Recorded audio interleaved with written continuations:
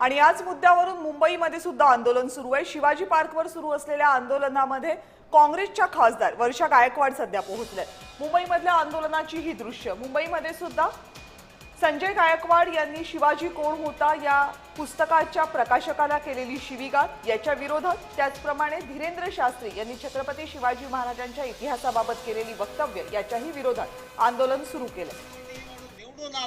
निवडून कसे आलात हे आपण जाणतो, परंतु त्याच्यात जाण्याची आज काही गरज नाही। परंतु तुम्ही लोकप्रतिनिधी म्हणून निवडून आलात ह्याचा अर्थ तुम्हाला कायदा लागू नाही, तुम्ही काही वर्तन करू शकता हे महाराष्ट्रातली पुरोगामी जनता कदापिही मान्य करणार नाही। आणि त्या दृष्टीने निश्चितच सगळी निषेधाची जी निदर्शनं आहेत ती निदर्शनं महाराष्ट्रामध्ये होतात। केवळ एवढंच नव्हे तर महाराष्ट्रामध्ये निश्चितच जे पुरोगामी चिंतक आहेत, अभ्यासक आहेत,